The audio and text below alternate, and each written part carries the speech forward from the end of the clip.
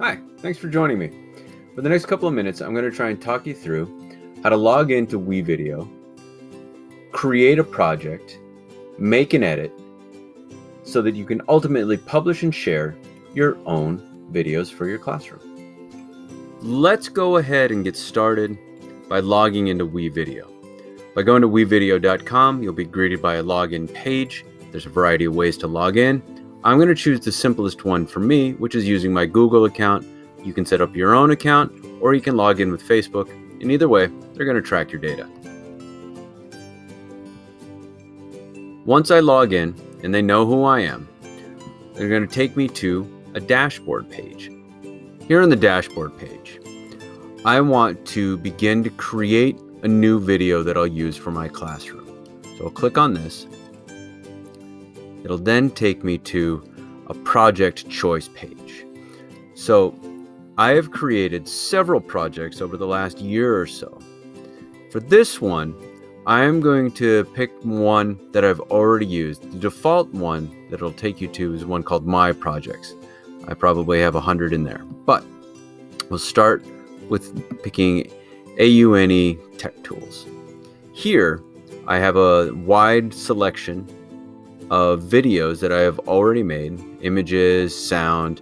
These are all the pieces of media that I've recorded over the years that I have not already categorized into different folders. And even then, some of this media that lives in this folder exists in these as well. So the next piece in this extravaganza is to begin selecting how you're going to make your first video. One of the things that you'll want to do is you'll select record. From the recording option, you have a choice of webcam, which is kind of a max headroom headshot using the laptop camera. The screen, which is just going to record whatever screen you select, and screen and webcam, where just like in the beginning, there was the screen, what was going on, and the talking head somewhere in view. For this, I'm going to select screen and webcam. From here, it's going to have me select my camera. I'm going to select the camera that came with the laptop. Hi, there I am. And the microphone. You can have the internal microphone, which sounds like you're talking into a tin can, or I have plugged in a USB microphone, which makes a slightly better sound. I've done this often enough that it begins to recognize when it's plugged in as the default camera. From here, we'll move on to the next screen, and now you've got a wide selection of choices. You can choose the entire screen, which will show the entire festival of tabs here at the top. We can find out who is OCD or not. Or you can choose an application window, and if you're running a number of apps, it'll just focus in on that particular piece. It's good for tutorials. Or you can choose a particular tab.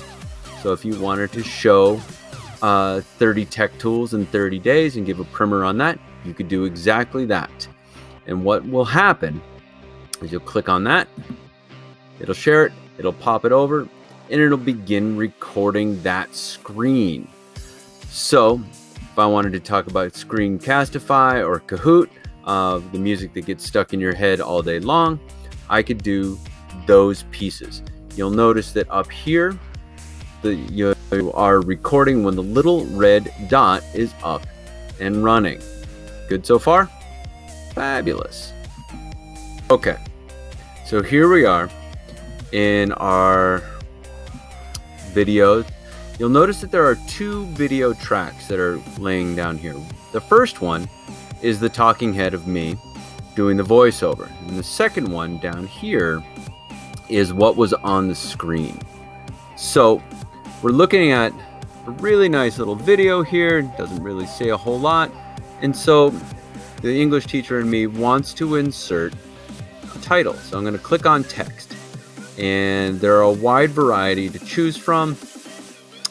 I like this one because it's a motion one. It gives you a little preview. I'm going to put it right here. It's going to ask me to insert and push. And now everything is misaligned. So So what I need to do is go down here, drag this over, get those two to line up, double click on this. I can customize my text. I'm going to say awesome video. I'm going to save my changes. Let's see, I can do a little preview here. If I wanted to talk about screencast, and it dives right into my little video. Not bad so far. All right. And so I've made my video. I've made my title. I could have some static ones on the end if I want to give all sorts of credits to everybody that went into making this thing. I can add that on the end simply by taking this, putting it here on the end. You'll notice that the headshot runs a little bit longer than the video. It's because there was a little mistake that I made. So what I'm going to do, I'm going to go to here.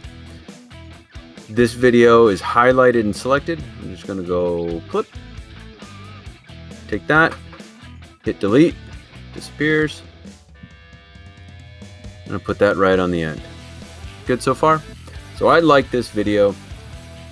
Double click on this and I can talk about all of my sources. It's really good. And then what I'm going to do is I am going to finish my video number 2. The number of things that I have titled my video is outrageous. Call it tutorial. I'm going to select a screenshot of it, use standard definition, and now what I can do is I can save it to Google Drive. It'll automatically save it to a link in WeVideo, or I can save it to YouTube, or if I'm a Dropbox or a OneCloud or a Vimeo or whatever the format is, I can click on those things. It'll link it to those accounts, and then I'll be running and off to the races. Good so far? And then what I'll do is I'll hit export, and it'll take a little while to make that happen. All right, so let's round this out.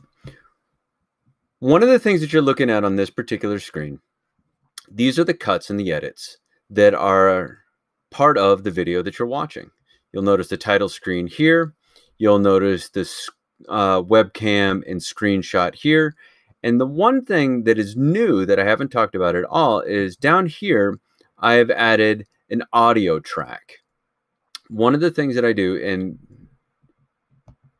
making my videos, if I want it to sound good, if I want it to last, one of the things that I'll do is I'll go into the audio files, and there's a whole bunch to choose from here. I will just drag and drop audio tracks down into the first audio file here, and then I will turn it way down. I have it at 7% right now, so I do between 5 and 7%, and I'll put it underneath. And one of the things that that does is it creates kind of a deadened sound underneath the entire video. Kind of moves things along through the dead space. The last thing that I'll point out to you that may have been one of the first I should have shown you is that you can see all of these pieces, video 2, 1, audio 1, but the very first time you use WeVideo, it'll probably kick you to storyboard mode, which is a very rudimentary form of WeVideo. It's very user-friendly for just putting up a video and explanation, okay? If you want to get more sophisticated, if you want to add pop-ups, if you want to add sound, if you want to add split screen, if you want to add picture-in-picture, that's when you need to be in this what's called timeline mode, all right? And with these pieces, I could go on for days, as I'm sure anybody else could, but with these pieces, it should be enough to get you started making your first video.